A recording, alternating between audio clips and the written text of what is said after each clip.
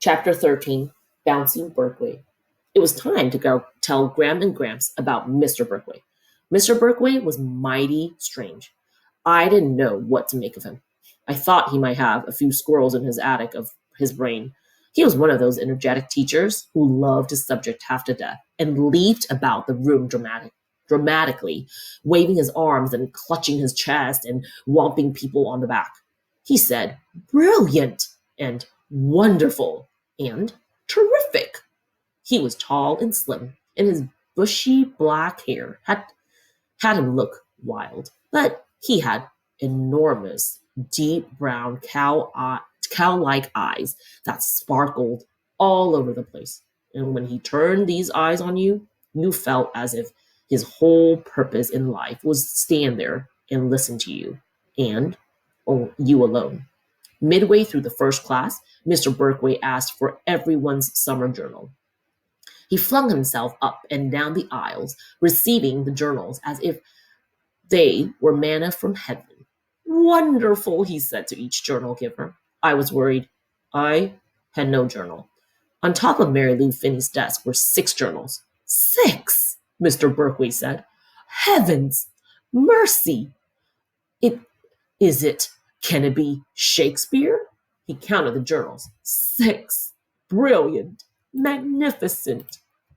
Christy and Megan, 2 girls who had their own club called the GGP, whatever that meant, were whispering over on the other side of the room and casting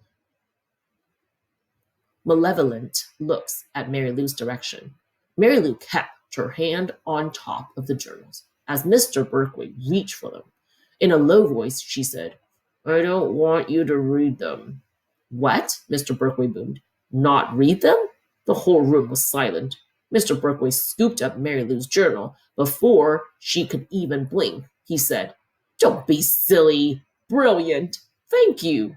Another girl, Beth Ann, looked as if she might cry. Phoebe was sending me messages with her eyebrows that indicate that she was not too pleased either.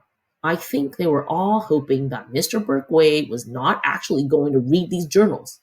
Mr. Birkway went around the room and snatching journals. Alex Chevy's journal was covered with basketball stickers. Christie's and Megan's were slathered over with pictures of male models. The cover of Ben's was a cartoon of a boy with a normal boy's head, but the arm and the legs were pencils. And out of the tip of the hands and feet were dribbles of words. When he got to Phoebe's desk, Mr. Birkway lifted her plain journal and peeked inside. Phoebe was trying to slide down in her chair. "I didn't write much," Phoebe said. "In fact, I can hardly remember what I wrote about at all." By the time Mr. Birkway got to me, my heart was clobbering around so hard I thought it might leap straight out of my chest. "Deprived child," he said. "You didn't have a chance to write a journal." "I'm new." "New? How blessed," he said. "There's nothing in this whole wide world that is better than a new person." So I didn't know about the journals. "Not to worry," Mr. Birkway said. "I'll think of something." I wasn't sure what that meant.